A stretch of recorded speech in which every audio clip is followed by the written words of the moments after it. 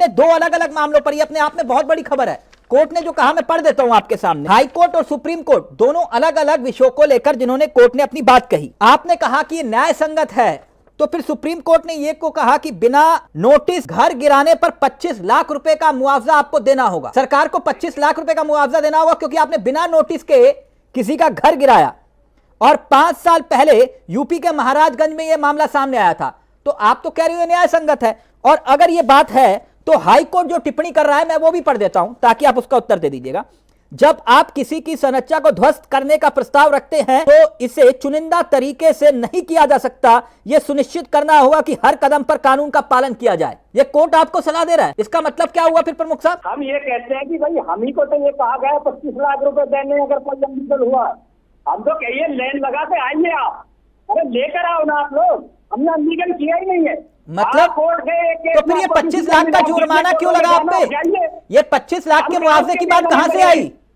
आप कह रहे हो कि ले आओ जिसके घर तोड़े। क्रिमिनलों पे हुए हैं, वो संपदा के हुए जिनके कोई कागज नहीं है, वो सरकारी संपत्तियां हैं। एक केस पर डिबेट नहीं घुमा सकते। एक मिनट प्रमुख साहब मैं डिबेट नहीं घुमा रहा, जो सवाल है वही उठा रहा हूं। एक मिनट। सुप्रीम कोर्ट ने जो टिप्पणी की है उसने कहा है कि बिना कानूनी प्रक्रिया का पालन किए अचानक कार्रवाई गलत है। किसी पर अपराध के आरोप में मकान गिराने का आधार नहीं हो सकता।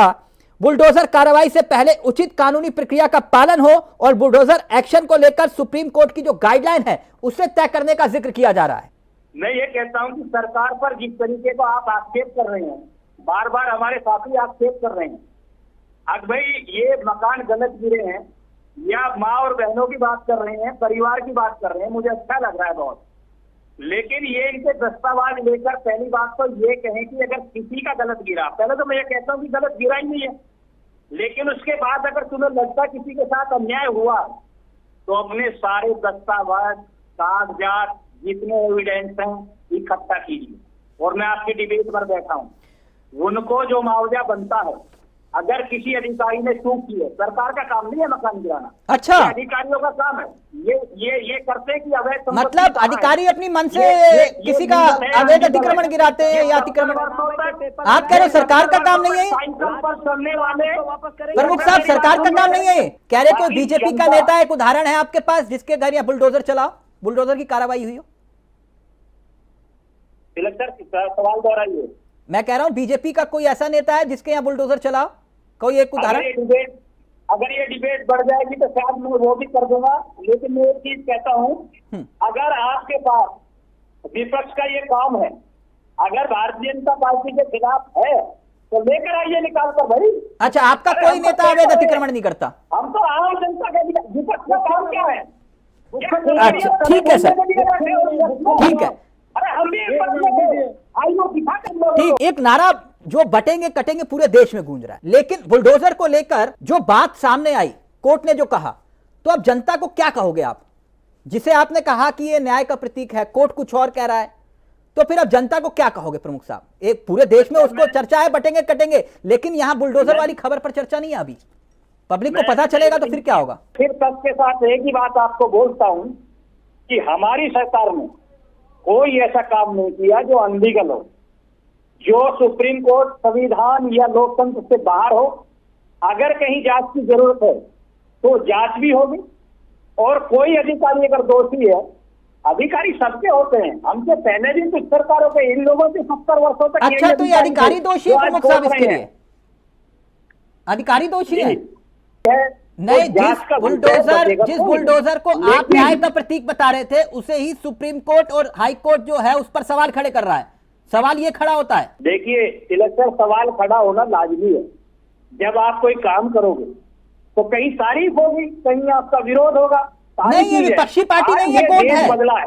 नहीं प्रमुख साहब, वो कोर्ट कह रहा है, कोर्ट ना एक मिनट प्रमुख साहब, बुलडोजर पॉलिटिक्स ना एक मिनट। तो अखिलेश यादव ने कहा, मैं वो भी आपके सामने पढ़ देता हूं। अखिलेश यादव ने कहा जुर्माना लगाने वाली सरकार पर ही कोर्ट जुर्माना लगा रहा है, भाजपा राज में उत्तर प्रदेश में फैली अराजकता का कोई और सबूत चाहिए क्या? अब क्या भाजपा सरकार खुद पर बुलडोजर चलाई? प्रमुख साहब अखिलेश यादव कह रहे हैं, आप मुस्कुरा रहे हैं। बड़े नेता है, उनका स्वागत करता हूं। वो सरकार को जिस तरीके से इंगित कर रहे हैं, शायद अखिलेश जी सबको घुमा दें पर ये भारतीय जनता पार्टी प्रमुख है। साहब आप सवाल क्यों भाई, घुमा रहे आप हो? जो है सरकार पर नहीं लगा। आप क्यों इन सवाल बार घुमा रहे हो?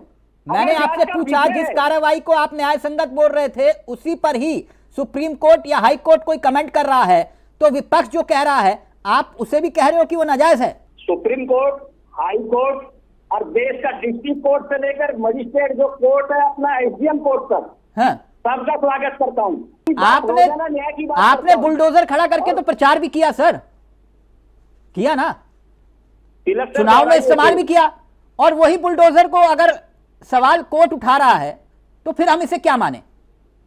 देखिए आप टारगेट करके मकान गिरा रहे हैं लोगों के। बुलडोजर वालों बनाकर हम ही से सवाल करते हैं, हमारी मजबूरी है। बुलडोजर नहीं लड़ सकता उनसे, उनसे साइकिल नहीं लड़ सकती।